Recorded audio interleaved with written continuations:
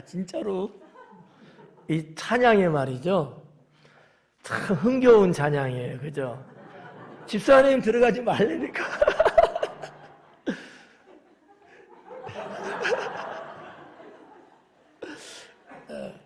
이게 그냥 뭐 정서라고 할까 느낌으로 볼 때 이제 박 집사님하고 이 권사님하고 서로 정말 어깨 이렇게 동마듯이 하고 이렇게 하면서 찬양하면 천점 되는 찬양이지. 예전에 한번 이제 그렇게 찬양을 이 곡을 가지고 했던 기억이 갑자기 이제 떠오르는 거예요. 너무 행복하더라고. 그러니까 행복이라는 것이 꼭 뭐 때문에라기보다는 이 소소한 것 갖고도 우리는 얼마든지 행복할 수 있거든요. 이거 뭐 돈으로 못 사는 거죠. 예. 그래서 이제 그런 어떠한 집에 가서 하세요. 예, 한번 해보세요. 여보 일로 와봐. 그래갖고 한번 그대 나를 봐봐. 예배 끝나고 한번 해보자고 우리. 예, 여러분 한번 해봐요. 이렇게 한번 이렇게. 예? 그러면서 상당히 무르익을 것 같아. 찬양 감사하고요. 이제 그런 때죠 지금. 추수 때 모든 것들 다 심었던 그것들을 하나하나 이렇게 다 거둬들일 만한 그런 때가 됐어요. 곡물도 그렇고 인생도 그렇고 다 그런 이제 때가 됐는데 다들 이때 행복했으면 좋겠다. 옆에 사람이 찔끔찔끔 쳐다보면서 그러면 행복이 조금 줄어들 수 있어. 그러지 말고 염탐하지 말고 그냥 하나님과 나 사이 그런 나를 보면서 감사하다, 행복하다, 꼭 그럴 수 있기 바랍니다. 자, 오늘 10절부터인데 지난번에 3주 전이죠. 10절까지 하려다가 사실 시간상 다 안 돼서 못했고 살짝만 말씀드리고 마쳤습니다. 오늘 그 10절을 마무리하면서 11절서부터 14절까지. 그래서 제목이 무리들이에요. 무리들. 그래서 이제 한번 10절부터 한번 볼게요. 너는 종을 그의 상전에게 비방하지 말라. 이렇게 기록했죠. 종을 그의 상전에, 여기서 말하는 종은 주인이 있고 종이 있다는 거죠. 그리고 내가 있는 거예요. 이 종은 이 주인의 종이야. 내 종이 아니고. 근데 이 종에 대해서 내가 주인한테 고자질 같은 거 있잖아요. 일러 바치는 거야. 야, 네 종 누구 있지? 그 사람은 왜 그래? 이런 일이 있어서 어째서 저째서 하면서 이거를 뭐 어떻게 표현하면 고발하는 거고 고자질하는 거고 때로는 이 종에 대해서 비판하는 거지. 좀 깎아내리고 나쁘게 표현하고 이제 이런 내용의 말씀인 거예요. 그러니까 이 10절의 말씀은 사실 좋은 것에 대한 말씀은 아닌 거죠. 원래는 뭐 그런 종이 있다? 내가 보니까 당신의 그 아무개 있잖아. 야, 그분 대단하더라고. 하면서 지켜 세워주고 칭찬해주고 이럴 수도 있는 거잖아. 그런데 이 10절은 그쪽 방면의 내용이 아니고 반대되는 내용이 해당된다고 볼 수 있습니다. 그래서 여기서 상전에게 비방하지 마라. 비방하지 말라고 이제 번역됐는데 좀 다른 말로 쉽게 말하면 뭐 비판하지 마라. 그 종에 대해서 그 주인에게 이러쿵저러쿵 이렇게 일러바치고 나쁘게 평가하지 마라. 그런 얘기예요. 그 내용을 보니까 그가 너를 저주하겠고 그래요. 그가 너를 저주하겠고 이러는 거죠. 누가 저주하는 거예요? 종이. 여기 그런 내용은 그가 너를 저주하겠고 종이 한다는 얘기야. 종이 주인을 저주하는 게 아니고 이렇게 비판하고 일러바치고 그런 나를 저주한다는 거죠. 이유가 뭐냐면 여기 지금 비방이라는 단어가 써 있잖아요. 이것이 그 라산이라는 단어예요. 라산. 히브리어로. 그 뜻이 뭐냐면 중상모략이거든요. 그러니까 나쁜 뜻이잖아. 중상모략하는 거야. 뭐 없는 일도 있는 것처럼 그렇게 만들어서 말을 하고 설상 있다 할지라도 덧붙여서 막 이렇게 이야기를 하고 이 사람에 대해서 부정적으로 안 좋게 몰아붙이는 그러한 것에 대한 내용이거든요. 그러니 여러분 잘 생각해 봐요. 주인과 주인의 상대라면 주인과 주인 상대라면 뭐 늘려 바쳤어도 뭐 그러라지 뭐 이럴 수 있잖아요. 근데 종이거든. 종은 뭐예요? 아무 힘이 없어요. 그렇게 나에 대해서 저 사람이 일러바쳐서 주인이 나에게 어떻게 할까? 칭찬해 줄까요? 괜찮다고 해줄까요? 아니란 말이에요. 나쁜 거를 일러바쳤으니까. 근데 나는 거기에 대해서 항변할 수가 없어. 그럴 만한 힘도 없고 그런 위치도 아닌 거죠. 종이잖아. 노예거든요. 얼마나 억울하겠어요. 물론 내가 잘못해서 뭐 그럴 수도 있죠. 그러나 그런 것이 없는데도 괜히 내가 종이라는 것 때문에 내가 노예라는 것 때문에 그런 불이익을 당하고 내 생명의 위협까지 받아야 되는 이 끔찍한 일이거든요. 그럼에도 불구하고 내가 항변도 할 수 없어. 항변도 할 수 없어. 내가 거기에서 대항해서 뭐 좀 무리적으로 싸움을 어떻게 할 수도 없어. 그냥 대놓고 당하는 거죠. 얼마나 여러분 힘들고 어렵겠냐라는 거죠. 사실 뭐 내용이 이제 이런 건데 우리의 삶 속에서도 지금이야 뭐 주인과 종의 관계는 이제 없지 않습니까? 근데 당사자 둘이 있고 삼자 관계 이런 삼각관계는 있어요. 지금도 우리가 살면서 때로는 나는 전혀 그런 일이 없는데 저 사람이 괜히 그렇게 나에 대해서 모함하고 그러는 거예요. 이거를 안 당해본 사람은 몰라도 당해본 경험이 있는 사람은 말이죠. 피가 마른다고 하더라고요. 잠이 안 오고요. 밥맛이 뚝 떨어지고요. 내가 설상 그런 행위가 있어도 오금이 저리고 힘들거든요. 전혀 그게 없는 거야 나는. 근데 저 사람이 뭐 때문에 나한테 대해서 저렇게 중상모략하고 그러는지 내가 모르겠어. 기가 막힌 일이죠. 근데 이 노예잖아요. 그러니 여러분 어디다 하소연하겠어요? 법정에 하소연하겠어요? 노예가? 아니면 친한 친구가 있겠어요? 없단 말이에요. 그러면 누구한테 하소연할까? 창조주 하나님께 하소연하는 거예요. 이 10절의 말씀은 그런 의미가 있는 거죠. 그래서 여기 그가 너를 저주하겠고 뭐랄까 정당방위 차원에서 이게 안 되니까 이게 안 돼.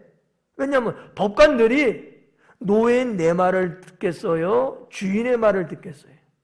주인의 말을 들어주죠. 거기 손을 들어주죠. 그러니까 안 되는 거야. 그러니까 이 종은요, 노예는 너무 억울하고 너무 속상하니까 막 그냥 저주를 하는 거야. 누구를? 나를 중상모략한 사람에 대해서. 막 그냥 막 내뱉고 그냥 저 돌보고도 그냥 이 나쁜 놈의 새끼 그냥 막 죽일 놈 뭐 이러는 거지. 내가 한 거 아니야. 그러면서 자기를 그렇게 한 사람에 대해서 저주를 퍼붓는다는 거지. 근데 놀라운 게 뭔지 압니까? 하나님이 그걸 들으신다는 거죠. 그렇게 되면 어떠한 결말이 올까요? 내가 쓸데없이 주인과 종의 관계에 끼어들어서 그 종에 대해서 이러쿵저러쿵 그래가지고 마치 피비린내 나는 끔찍한 상황을 만든 나를 하나님은 심판하신다라는 거죠. 이게 이 인간관계인데 말이죠. 선이 있어요, 선. 정도가 있는 거예요. 근데 무슨 무용담이 있었는지, 무슨 의협심이 남들보다 얼만큼 많아서 그런지 몰라도 괜히 쓸데없이 남의 집안에 대해서 이러쿵저러쿵 하면 안 된다라는 교훈을 담고 있습니다. 이런 일들이 있거든요.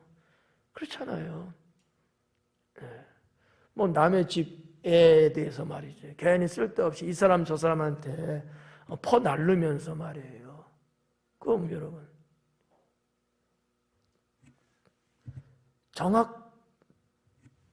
정확하다 할지라도, 사실에 근거한 말이라 할지라도 그건 해서는 안 되는 거거든요. 근데 제대로 알지도 못하면서 그냥 어디서 들었는지, 어떻게 슬쩍 그냥 보고 그랬는지 몰라도 말을 그런 식으로 퍼날르고 입방아 찌는 언사를 하면 과연 이것이 옳겠느냐? 또 하나님은 과연 어떻게 보실까? 우리 크리스찬들은 말이죠. 10절에서 말하고 있는 이 제3자 같은 이런 사람이 돼서는 안 된다. 아멘? 하실래요? 네. 하나님의 심판이 기다리고 있을 수 있다라고 하는 거예요. 여러분, 우리가 성경으로 한번 돌아가서 아브라함 집안에 사라가 있고 하갈이 있었잖아요. 주인과 종의 관계죠. 근데 사실은 잘못했어요, 하갈이. 잘못해서 대가를 받는 거야. 또 하나님이 쫓아내는데 허락하셨어요. 어쨌든 간에 그렇게 나갔잖아요. 근데 그 하갈이 그 광야 사막에서 대성통곡하면서 하나님께 하소연하고 울부짖잖아요. 하나님은 어땠어요? 그 얘기들을 들으신다는 거죠. 그렇게 자기가 잘못해서 그 심은 대로 거둠에도 불구하고 하나님 앞에 울부짖으니까 하나님이 그에게 그래도 위로하시고 그의 살 길을 열어주시잖아요. 네. 그런데 이거는 그런 상황이 아닐 수도 있어. 우리가 섣불리 아무 근거도 없이 아무 이유도 없는데 괜히 그런 말씨름 같은 또는 이 라샨이라고 하는 단어가 가지고 있는 뜻처럼 괜히 누구 중상모략하고 말이죠. 모해하고 이러쿵저러쿵 비판하고 판단하고 이러한 일은 하지 말자라는 거죠. 그거 재밌는 거 아니잖아요. 글쎄 그런 거 좋아하는 사람도 있을는지 모르겠습니다만 썩 나쁜 일이다. 특히 우리 믿는 사람들은 그러면 안 되고 혹시나 누가 여러분에게 그렇게 귀에다 쏙닥쏙닥 한다 할지라도 여러분 손에서 자르셔야 돼요. 여러분 손에 자르셔야 돼. 에이, 그런 소리 하지 마요. 그런 말 나한테 하려고 하면 그냥 가세요. 딱 잘라야 돼. 그래야지. 그래요? 그걸 또 내가 또 다른 사람한테 또 퍼날르는 거야. 이거는 아니다. 이건 아니다. 안 좋은 거는 한 귀로 듣고 한 귀로 흘려버리세요. 내 손에서 차단하자. 그리고 그런 걸 할 때 오히려 권면해 주면서 그런 일이 있었어요? 들으셨어요? 그럼 우리가 그분을 위해서 기도해 줍시다. 이게 하나님 자녀로서의 정상 아니겠습니까? 10절 말씀에서 우리는 그와 같은 것들을 봐야 합니다. 자, 11절 말씀에 아비를 저주하며 여기서부터는 이제 14절까지 어떤 무리들에 대한 말씀이에요. 11절도 무리들이 있고 이런 무리 저런 무리들이 쭉 있는 거야. 이 1절서부터 14절까지. 먼저 이 공통 단어가 이제 물이라는 단어인데, 이 물이라는 단어는 어떠한 거냐면 도루라고 하는 단어로 되어 있어요. 히브리어 도루. 야구 생각하지 마시고, 도루야, 도루. 이 무슨 뜻이냐면 세대라고 번역할 수도 있고요, 시대, 어느 시대 이렇게도 할 수 있고요, 어느 종족 이렇게도 할 수 있고요, 또는 어떠한 계층 이런 거 있잖아요. 지배 계층, 피지배 계층, 부자 계층, 가난한 계층, 이런 계층이라는 단어의 개념을 또 사용하는데도 이 도루라는 단어를 썼대요. 한 4가지 정도 되죠? 세대, 시대, 계층, 종족 이런 것들 다 뭐예요? 어떠한 무리들을 말하는 거죠. 이제 그 단어로 됐는데, 자 11절 볼게요. 아비를 저주하며 어미를 축복하지 아니하는 무리가 있다. 부모 공경에 대한 말씀이에요. 내 부모님에 대한 거죠. 자, 아비를 저주하고 어미를 축복하지 않는다. 서로 상반된 문장으로 구성됐는데 그 의미의 뜻은 똑같은 거예요. 자, 자기의 아버지를 저주하는 거나 자기의 어머니를 저주하는, 축복하지 않는 거는 다 나쁜 거예요. 하나님 보실 때는. 그러면 반대로 뒤집으면 어떻게 돼요? 아버지를 축복하고. 그렇게 되나? 저주하면 안 되겠죠. 어머니는 축복해 줘야 되겠죠. 그러니까 자기의 부모님을 축복해 주는 게 정상이고, 하나님은 그런 자를 복 주신다는 거죠. 우리가 잘 알다시피 십계명에 부모 계명에 대한 말씀이 있잖아요. 섬김에 대한 거, 그죠? 공경하라는 거, 또 에베소는 순종하라는 거, 이런 여러 가지 말씀들이 있지 않겠어요? 그러니까 이 11절은 부모님 공경에 대한 건데, 어떤 무리들 중에는 그러지 않는 무리가 있다라는 거죠. 어떻게? 좋은 무리예요? 나쁜 무리예요? 나쁜 무리죠. 그래서 제목을 잘못된 무리라고 오늘 강의 제목을 붙인 겁니다. 잘못된 무리들이 있어. 요즘도 보면 말이죠. 어느 시대는 다 있었습니다만 쓸데없이 몰려다니는 무리들이 있더라고. 나쁜 짓도 끼리끼리 몰려서 이렇게 하는 무리들이 있더라고. 뉴스도 보니까 아주 따끈따끈한 뉴스예요. 20대 남자애들 3명인가 몇 명이 10대 학생을 68시간인가 얼마를 감금하면서 말이죠. 엄청나게 매운 거를 빵이나 이런 데 해서 강제로 먹이고 아주 혹사를 시켰다가 덜미 잡힌 사건. 보셨죠? 하여튼 경건해. 그러면서 드라마는 다 보면서. 하여튼 그런 게 있었대요. 근데 저도 이제 그 기사를 쭉 읽어봤는데 못된 놈들이 있더라고. 못된 놈들. 이런 무리들이야. 이 무리들이잖아. 여러분, 착한 일을 하고 무슨 이런 무리들은 얼마나 좋겠어요. 나쁜 짓을 하는데 서로 잡당을 하고 말이죠. 서로 그냥 섞여서 이리 가고 저리 다니고 막 그런단 말이지. 참 왜 그렇게 사는지 모르겠어요. 여러분 그런 적 없죠? 없을 거야. 워낙 착해서. 안 봐도 뻔해.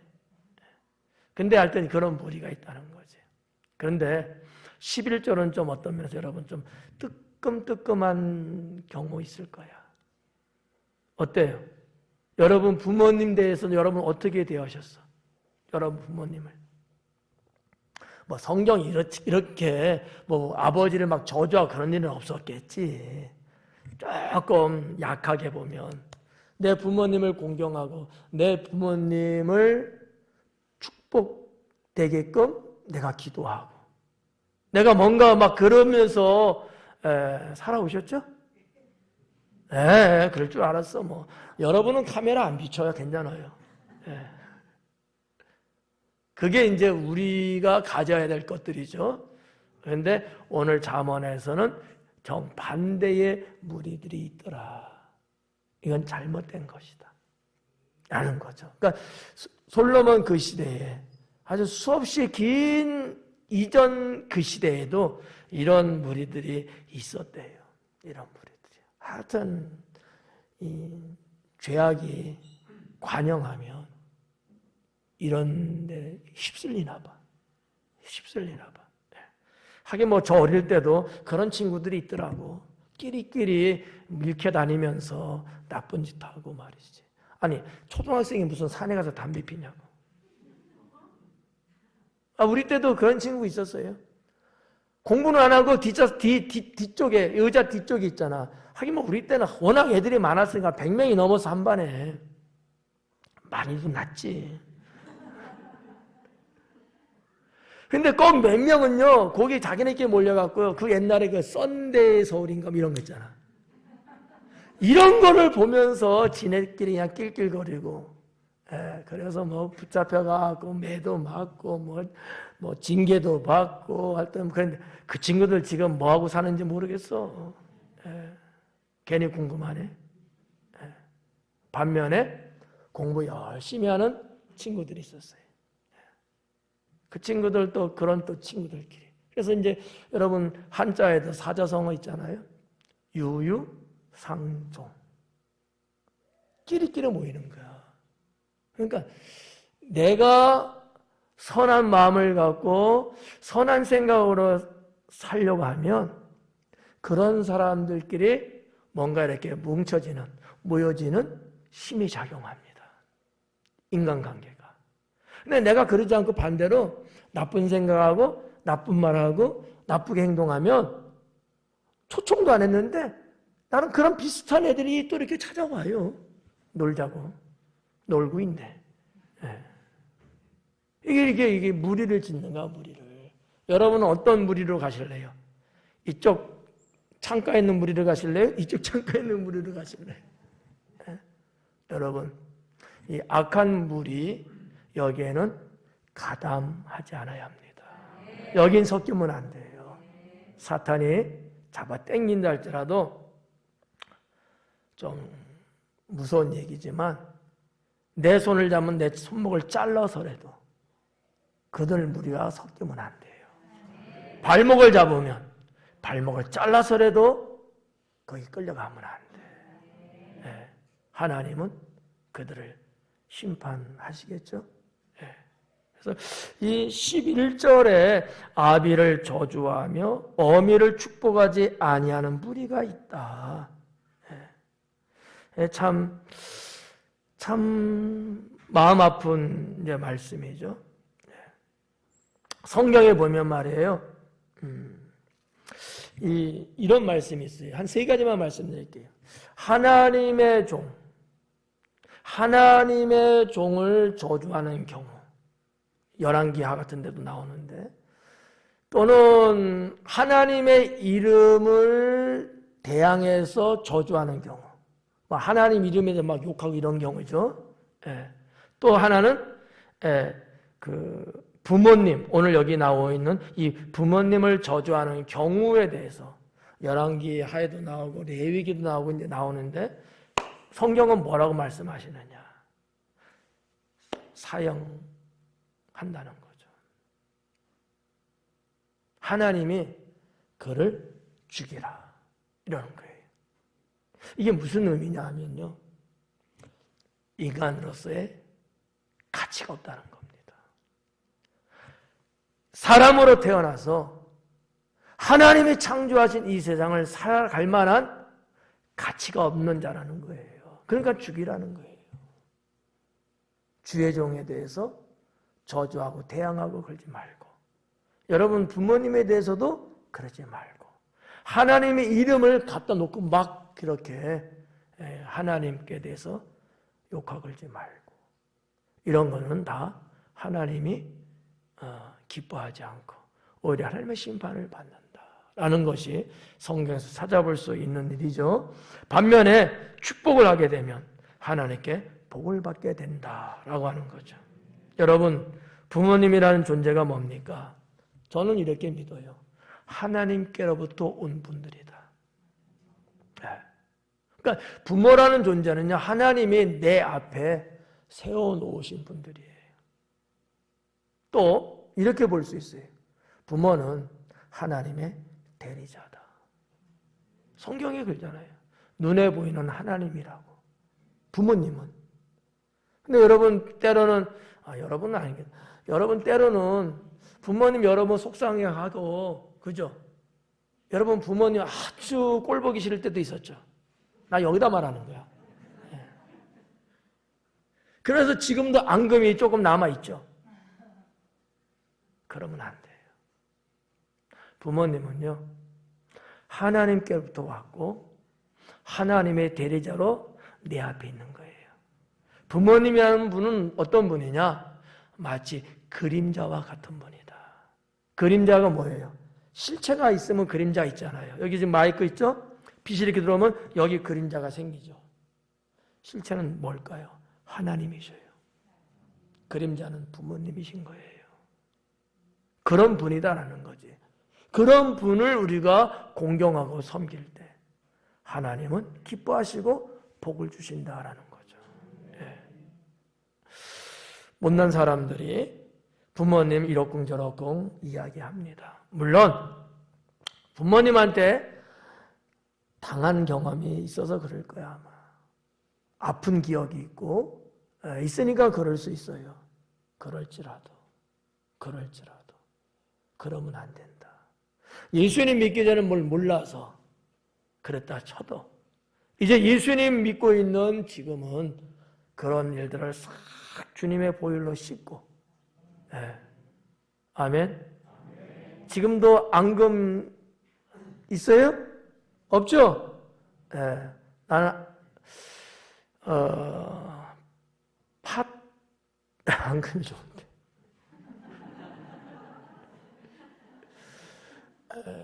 여러분 원수라고 하는 개념의 앙금 그거는 버리자. 다 지난 일이고요. 우리도 다 부모잖아요. 또 우리 밑에 또 자녀들이 또 있잖아요. 그러니까 하여튼 11절을 통해서 부모님에 대해서 다시 한번 우리가 생각해 봅시다. 그래서 부모님께 잘하고 또 그렇게 잘하면 또 상대적으로 부모님은 다 99.9%는요 자기 자식을 위해서 잘 하려고 하죠. 연약하기 때문에 때로는 안 되고 그래서 속상하고 시행착오가 일어나면서 등등의 그런 것이 발생하는 거예요.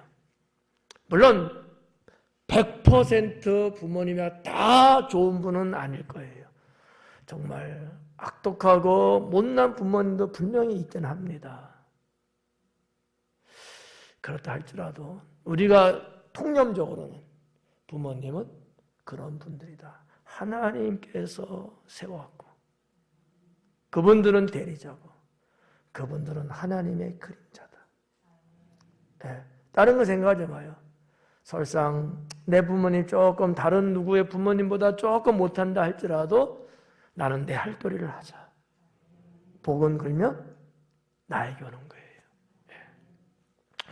12절 말씀해 보니까 스스로 깨끗한 자로 여기면서도 자기의 더러운 것을 씻지 아니하는 무리가 있느니라. 별 무리가 다 있어. 더러운 무리가 있네. 이런 건 목욕탕에 나가야 보는 건데. 더러운 무리가 있네. 저기 옛날에 당진 하천은 뭐 옛날부터 깨끗했죠? 요즘도 그냥 그런 대로 깨끗한 것 같아요. 더럽힐 데가 없어요. 여기 뭐. 근데 이제 서울 같은 데 보면 말이죠. 공업화가 되면서 상당히 많은 화학물질 같은 것들이 이 하천을 통해서 이렇게 흘러간단 말이죠. 그래서 대표적인 게 뭐 청계천 내지는 중량천 이런 데였단 말이죠. 옛날에는 뭐 깨끗한 물이었어요. 근데 대한민국이 공업화, 산업화 되면서 공장에서부터 버리는 그 화학적인 이런 것들이 막 쏟아져 들어오면서 그 맑고 고기들이 참 많이 살았었는데 다 죽는 거죠. 그 다음부터는 씨가 마르는 거죠.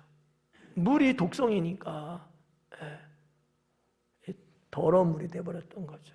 그래가지고 뭐 국가에서나 뭐 서울시에서도 대대적으로 하천 뭐랄까, 뭐 보수라고 해야 될까? 개량이라고 할까? 이런 운동을 꾸준히 했잖아요. 그러다 보니까 뭐 몇 년 전부터인지는 뭐 제가 뭐 알 일은 없지만 제 기억, 어렴풋이 기억에는 한 2000년에 이렇게 들어오면서부터는 중량천에 물고기가 다시 생겼어요. 물고기가. 별로 뭐 감흥도 안 오죠? 뭐 우리 동네 아니니까 그러시는 것 같아. 물고기들이 그쪽으로 다시 올라오면서 서식하고 또 주민들이 또 거기를 운동할 수 있는 산책로가 또 되기도 하고 옛날에는 막 그냥 코를 그냥 꽉 잡아도 냄새가 날 정도 그랬거든요. 근데 이런 게 싹 사라진 거예요. 여러분 뭐 청계천 하면 뭐 대표적인 건 아니겠어요? 정말 말끔하게 다 해갖고 뭐 대한민국 국민뿐만 아니라 해외 외국인들도 한국 서울에 오면 꼭 그게 한번 가보려고 하는 그 정도의 하천이 됐잖아요. 다 분리작업해서 다 이게 모든 것을 정비하고 나니까 얼마나 좋아요. 근데 여기 보니까 12절에 아주 더러운 무리들이 있네. 근데 여기 보니까 이래요. 스스로 깨끗한 자로 여기면서도. 무슨 얘기냐? 자기 자신을 깨끗하다고 생각을 하는 거예요. 나는 문제없어. 나는 뭐 틀림없어. 나는 누구보다도 정직해. 나는 누구보다도 잘못한 게 없어. 막 이렇게 스스로 자기 자신을 이렇게 말하는 사람들이 있다는 거죠. 그래요. 말하는 것만큼 정말 그러면 얼마나 좋겠어요. 근데 성경 내용을 보니까 그게 아니네. 스스로 깨끗한 자로 여겨. 남들이 그렇게 봐주는 게 아니고 자기 자신이 그러는 거야. 자기 자신이. 그럼 뭐라 그랬어요? 자기의 더러운 것을 씻지 않는데요. 아니 깨끗하다며. 근데 자기의 더러운 걸 씻지도 않아. 근데 뭘 깨끗하냐고. 근데 이렇게 생떼 부리는 무리들이 있다는 거지. 참 웃겨. 웃겨. 자, 우리가 한번 응용해서 한번 생각해 보자고요. 때로는 우리가 뭐 그런 사람들도 있습니다만 보편적으로 다 요만큼씩은 있지 않을까. 뭐가? 자기 흠은 보지도 않고 남의 흠만 자꾸 보는 사람들. 내가 잘못한 것을 누가 말하면 엄청나게 싫어하면서 남의 잘못된 것에 대해서는 그렇게 지적질하려고 하는 사람들. 있을까 없을까요? 그래요. 여러분은 아니죠? 당신이야, 당신. 뭐 사람들 원래 그런 사람들도 있긴 하지만 우리들의 모습 속에도 요만큼씩은 그런 부분들이 있지 않을까? 어때요? 완벽하게 없을까요? 그러면 좋고 조금씩은 있을 것 같아. 그러면 이제 어떻게 해야 되죠? 없애야죠. 아니 혼자 깨끗한 척은 하면서 알고 보니까 혼자 더러운 건 다 갖고 있더라니까. 그럼 뭐 하는 짓이야? 남한테는 혼자 잘난 척하면서 잘난 건 쥐뿔도 없으면서 말이 돼요? 우리는 깨달아야 돼요. 하나님이 이러한 무리들을 싫어한다는 거야. 가증하잖아요. 얼마나 가증해. 아니 다른 사람한테는 믿음으로 살아야 된다, 기도해야 된다, 착한 일 해야 된다, 봉사해야 된다, 헌신해야 된다 등등등등등등등등등 이야기하면서 자기는 그러지 않는 거야. 말이 돼요? 그런 자들이 있다는 거지. 그건 아니죠. 잘못된 거죠. 물론 말해줄 수는 있어요. 어떻게 보면 내 위치가 그러니까 나는 혹시 그러지 못하더라도 나는 이야기해줘야 된다는 어떠한 사명감이 있을 수는 있죠. 그런데 오늘 지금 성경 본문에서 말하는 건 그건 아니잖아요. 어때요? 이렇게 살면 안 되는 거지. 저는 성경의 이런 말씀을 우리가 대하면서 우리가 완벽할 수는 없지만 이러한 무리가 돼서는 안 되지 않느냐라는 거죠. 아유, 목사님, 아무 말도 못하고 살라는, 그게 아니잖아. 그게 아니잖아. 깨끗한 척만 하고 더럽게 살지 말자는 거잖아. 누가 누구를 감히 지적질하냐고요. 그건 아니죠. 오히려 다른 이들의 그런 부분이 혹시나 보여지면 나에게는 저런 게 없는가, 나를 살피고 나를 하나님 앞에 내려놓고 깨끗하게 씻어야죠. 네. 오늘 주보에 실린 내용에 그런 말씀들이 있는 겁니다. 코로나 이 시대를 맞은 우리들, 왜 이러한 역병이 이 전 세상에 이렇게 발생했을까? 우리가 신앙인으로서 하나님 앞에 우리가 회개하자. 뭐 누구를 탓하기보다도 하나님을 잘 믿어야 되는데 하나님을 대충 믿고 형식적으로 믿고 자기밖에 모르면서 하나님을 마치 자기 종 부르듯이 자기 필요할 때만 찾는 썩은 신앙 갖고 사는 오늘날 이 시대, 하나님 앞에 회개하자. 회개하자. 여러분, 옛날 우리 신앙은 그런 거 아니었잖아요. 정말 하나님만을 바라보고 오직 믿음으로만 살았잖아요. 그래서 복받아서 잘 먹고 잘 살게 됐다고 해서 이제는 건방져 겉못 들어갔고, 하나님 믿는 거는 이거는 그냥 형식이야. 어떻게든지 자기 생활, 자기 몸만을 위해서는 엄청나게 하면서 주님을 향해서는 별로 시큰둥거리는 그러한 21세기의 우리들의 모습을 하나님이 깨닫게 하기 위해서 심판하는 건 또 아닐까 라는 생각을 가져봅니다. 주보에 실린 내용이 바로 그런 것들이에요.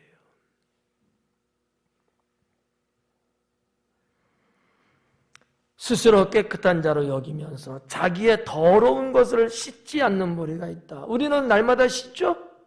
회개하면 씻죠? 회개하면 씻어요, 안 씻어요? 회개 여전히 아직도 안 하고 살아요? 몹쓸 것들. 예. 뭘로 여러분 정결해 줄 수 있겠냐고요. 주님이 기회를 주잖아요. 네 죄가 주홍같이, 네 죄가 주홍같이. 그래도 주께 와서 회개하면 용서해 준대잖아요. 그럼 씻어야죠. 왜? 더러우니까. 세상 살면서 여러분 더러워질 수밖에 없잖아요. 그러면 우리가 그냥 늘 그때 주님, 제가 잘못했습니다. 그냥 잘못했습니다. 주님 용서하세요. 제가 더 잘할게요. 제가 열심히 믿음을 살게요. 제가 못한 거, 게을러서 그랬던 거 제가 더 바지런해 볼게요. 그러면서 주님 앞에 우리가 다시 회복되면서 일어나고 그러는 거 아니겠어요? 이 세상 살면서 신앙의 삶이라는 게 그런 것 아니겠어요? 그러면 우리 주님이 얼마나 기뻐하시고 얼마나 좋아하실까? 그런데 혼자 깨끗한 척하면서 난 죄 없어, 너나 해, 이러면 이게 뭐 하는 짓이냐고요. 하나님을 망령되 일컫는 거잖아. 이건 아니죠. 여기 여러분 이 12절에 이 더러운 것이라고 나왔잖아요. 이게 이제 초아라는 단어예요. 초아. 초아. 애 이름 아니에요? 초아. 이게 뭐냐면 토해낸 것, 배설물, 그런 뜻이거든요. 그게 더러운 거잖아. 그런 거로 본인은 가득 차 있으면서. 뭐 우리 그 속담에도 그런 거 있잖아요. 똥 묻은 게 흙 묻은 거 흉본다고. 알고 있는 거죠? 퀴즈 나와요. 그 뜻이 뭔지 아시잖아요. 나는 똥 묻었어. 내 친구는 흙 묻었어. 근데 내가 그 친구, 흙 묻은 친구한테 야, 더럽다고 말하는 거야. 더러울 순 있지. 근데 냄새는 안 나. 똥 묻은 나는 냄새까지 나거든. 이게 잘못됐다는 교훈을 담고 있지 않습니까? 우리가 이런 무리가 돼서는 안 된다라는 거지. 이런 무리가 돼서는 안 된다. 여러분 히브리서에 보니까 무슨 말씀이 있어요? 쓴뿌리에 대한 말씀이 있잖아요. 나를 돌아보고 내 주변을 돌아보고 쓴뿌리 난 자가 있는가 살펴라는 거잖아. 하나님 말씀이 그런 것 아니겠어요? 무리라고 하는 것이 나쁘다는 의미는 아니죠. 예. 근데 우리는 좋은 무리가 돼야죠. 성도라는 무리. 예. 왜냐면 이런 게 에클레시아라는 게 무리거든요. 교회가 무리예요. 무슨 무리요? 구원받은 자들의 무리죠. 좋은 무리잖아요. 근데 오늘 여기 말씀 본문에 보니까 이렇게 나쁜 무리들이 있어요. 잘못된 무리가 있다는 거예요. 예.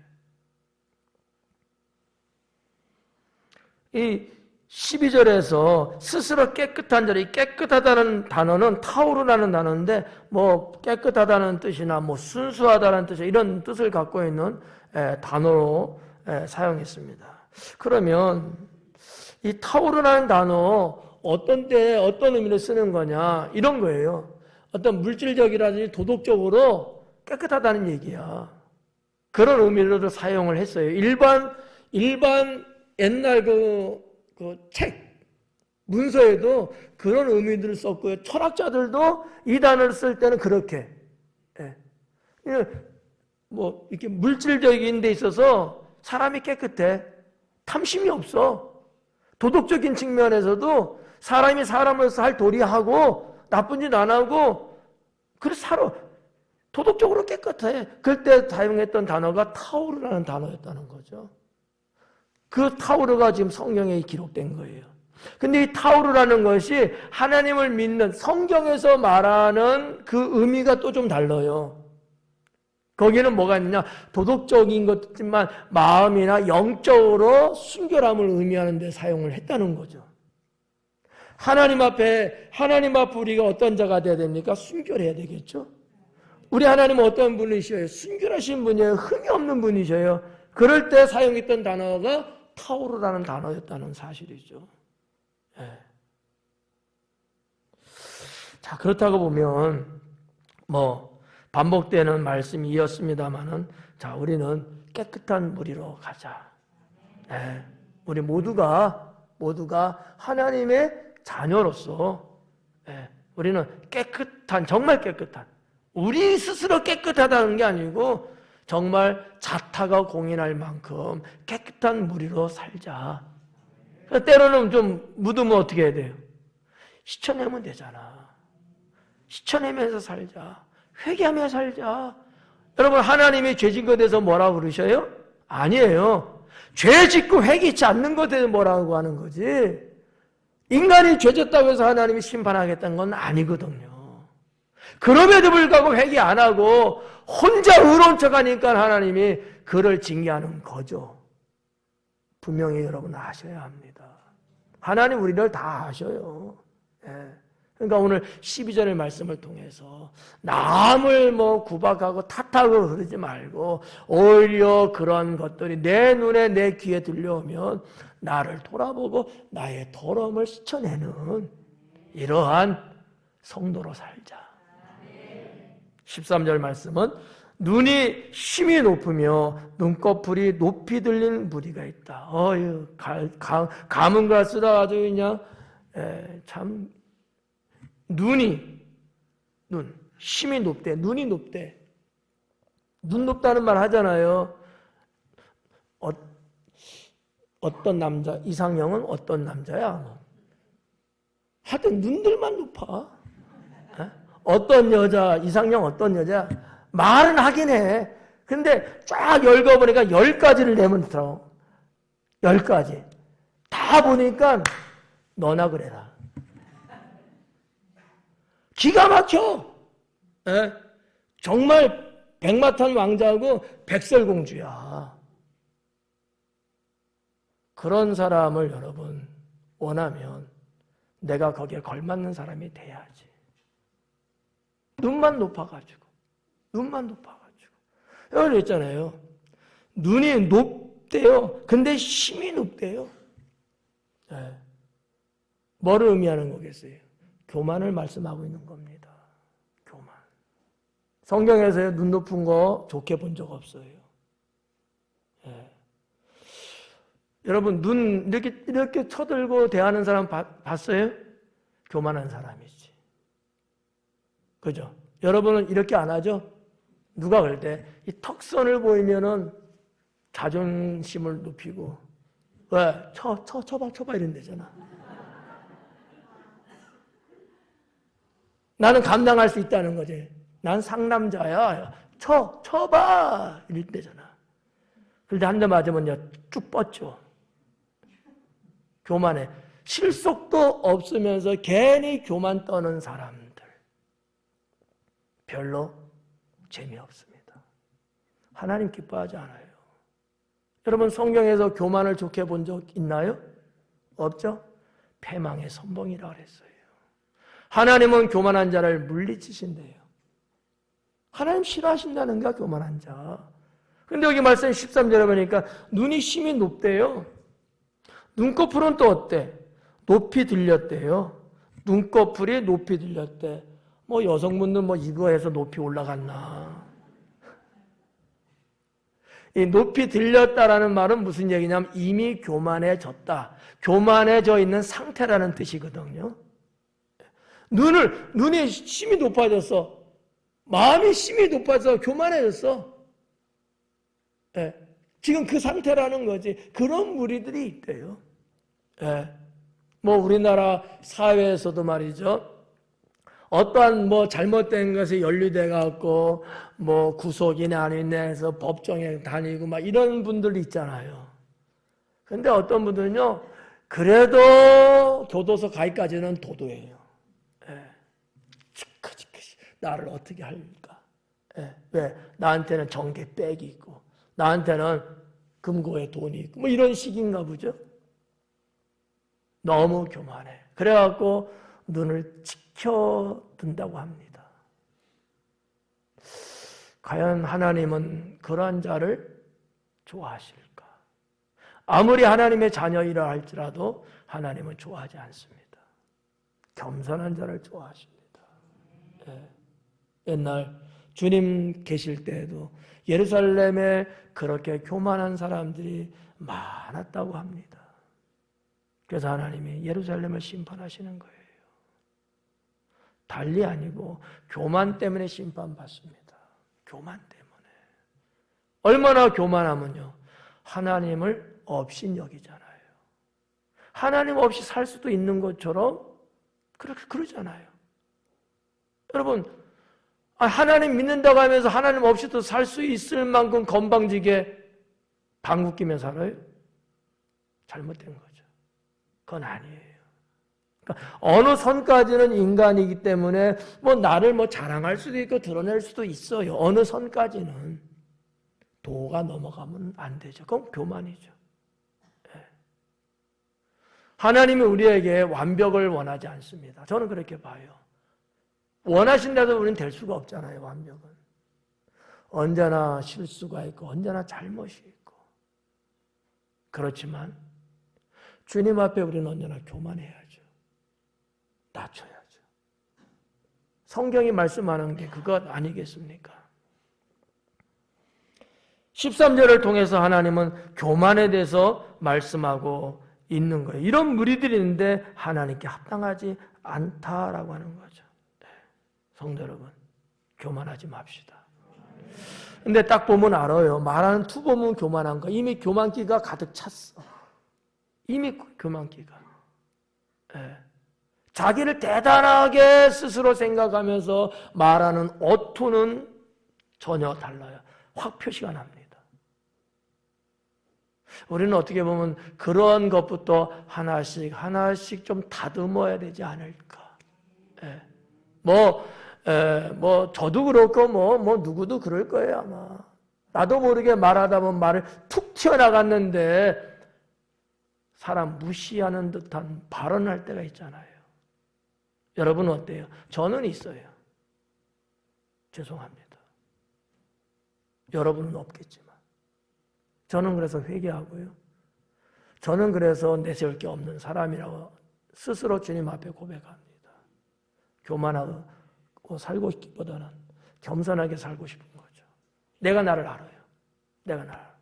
안 그러려고 하더라도 어떨 때 하다 보면 나도 모르게 툭 한마디 단어가 나갔는데 가만히 생각해보니까 그 말 자체가 교만이었더라라는 것을 깨닫게 되는 거죠.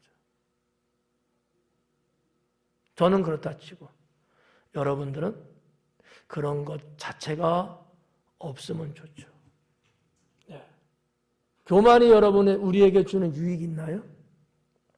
교만이 내 인생에 도움되는 경우가 있나요? 어때요, 여러분? 있어요, 없어요? 없죠. 왜 그럼에도 불구하고 우리는 자꾸 그거를 떨치지 못하고 있을까? 과감하게 떨쳐버려야 합니다. 과감하게. 물론 우리가 감정이 있고 나름대로의 어떠한 가치관도 있고 주장하는 바가 있어요. 그래서 때로는 누구한테 교만하게 비춰질 때가 있죠. 그렇기 때문에 우리는 더 나를 쳐서 복종시키고 그래서 뭐 해야 된다는 거예요? 기도해야 된다는 거예요. 기도는 나를 낮추는 겁니다. 기도의 사람 치고 자기 높은 사람은 없다고 보는 게 맞고요. 혹시 있다면 그 기도는 가짜입니다. 하나님 앞에 기도하면서 자기를 여전히 교만하게 한다? 불가능합니다. 진정한 기도는 무엇보다도 나를 주님 앞에 낮추는 자세입니다. 13절의 말씀을 통하여 우리가 이제 그런 부분들 좀 볼 수 있다는 거죠. 14절 마지막 부분에 보니까 앞니는 장검 같고 어금니는 군도 같아서 가난한 자를 땅에서 삼키며 궁핍한 자를 사람 중에서 삼키는 무리가 있느니라. 무서운 무리야 이건 또. 이건 흉기를 들고 있는 무리네. 그죠? 장검과 군도. 이 장검이라는 말은 헤레브라고 하는 단어인데 칼이에요, 칼. 쥐다라는 단어에서 파생된 단어인데 뜻은 칼을 말하고 있는 거예요. 칼. 사람 죽이는 칼 있잖아요. 전쟁하면 뭐 이럴 때 쓰는 칼 있잖아요. 그 칼을 말하는 거예요. 근데 앞니가 칼이래. 앞니. 한번 벌려볼까? 여러분 다 마스크 썼네. 나만 하면 손해지. 이 앞니가 칼과 같대. 근데 어금니는 군도가 같아요. 어금니는 씹으면 막 부수고 막 그러잖아요. 이 군도라는 거는 뭘 말하냐면, 도살하는 데 쓰는 칼이라고 할까? 뭐 그런 거 있잖아요. 그런 칼을 의미한다고 보시면 돼요. 자, 근데 이 장검이라는 이 헤레브라는 단어가 복수용으로 되어 있어요. 그러면 쌍칼이잖아. 그런 개념보다도 무시무시한 칼. 그러니까 그냥 이렇게 실수든 의도적이든 한 사람 정도 죽이는 그 정도의 칼 개념이 아니고 무수히 많은 자를 죽일 수 있는 칼. 복수가 갖고 있는 의미가 그렇다는 거예요.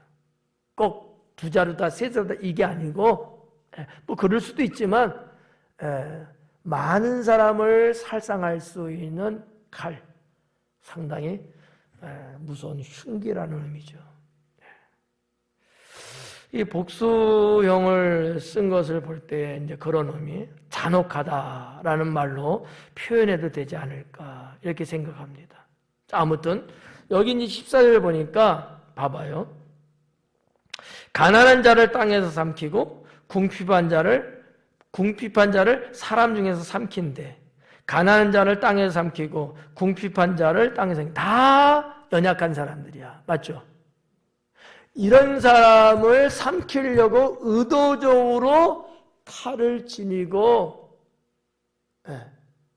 이 의미예요. 아니 불쌍하고 어렵고 고생하고 연약한 사람이라고 느꼈을 때는 어떻게 해야 되는 거예요? 도와줘야 되죠. 살려줘야죠. 그게 맞는 거 아니에요? 보통 정서가? 근데 여기 14절에서 말하는 내용으로 볼 때는 그게 아니고 그런 사람을 의도적으로 해치려고 그런다는 거지. 자, 그럼 한번 이렇게 생각해 봐요. 내가 권세가 있어. 권력이 있다고. 그럼 힘없는 사람 있잖아요. 우리 주변에. 어떻게 해야 돼요? 내 권력으로 짓눌러야 돼요? 아니죠? 당연히 여러분은 아니죠. 근데 14절에 나오는 말씀으로 볼 때에는 자기가 가지고 있는 권력을 이용해서 힘 없는 자를 짓밟으려고 하는 자라는 거죠. 그런 무리가 있다는 거예요. 자, 여러분 좋아하는 거, 여러분 좋아하는 게 뭐가 있을까? 단어인데 한자야, 한자. 그렇지. 어떻게 산지가 말해, 그거를. 그 정도 말하려면 장로님이 해야지. 돈이 많다고 한번 생각해 봐요. 돈 많은 사람이야. 한 10억 정도는 껌딱지야. 돈 많아. 돈 많은 사람이요. 돈 없어 강한 사람을 착취하는 거야. 뭐 글쎄 이런 말 해도 되나? 이거 모르겠네. 사채업자나 뭐 이런 분들 있잖아. 금융권인데도 뭐 그런 금융권 있죠? 돈 없어서 빌리는 거 아니겠어요? 가난하니까 빌렸잖아. 그러면 적정선에 이자 받는 거는 세상살에서 그거는 당연하죠. 과도한 이자를 받는 거는 착취입니다. 그런 무리들이 있다는 거예요. 그런 무리들. 자, 내가 누구보다도 조금 능력 있고 재능이 있어요.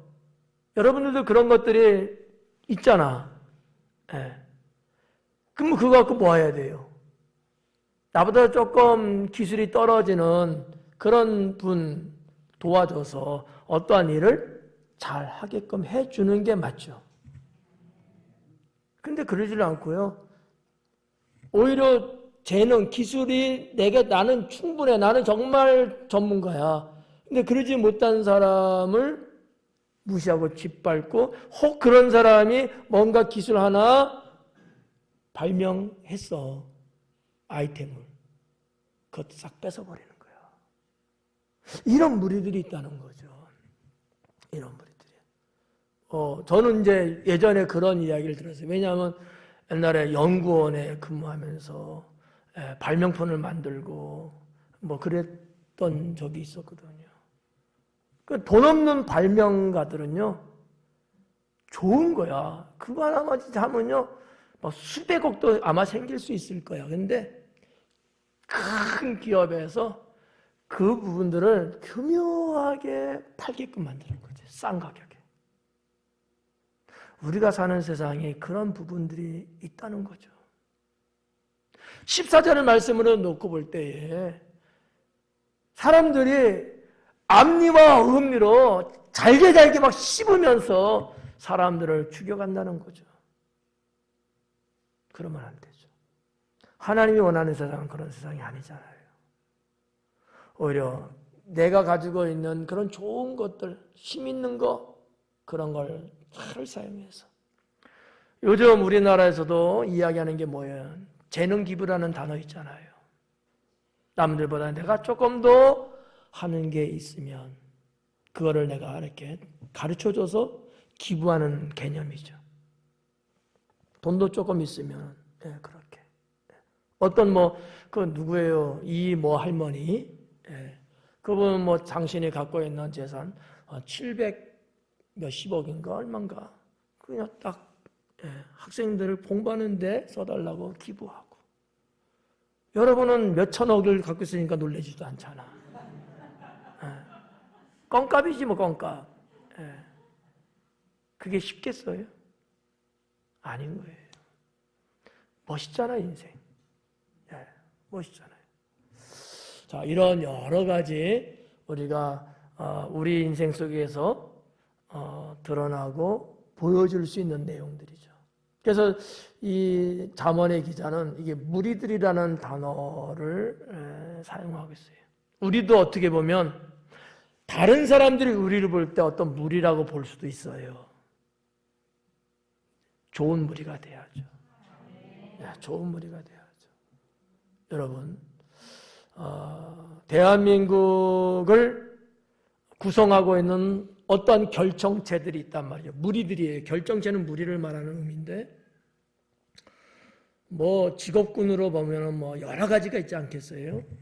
TV에 늘 나와서 자신들의 재능을 보여주고 수입을 가져가는 이런 분들도 있잖아요.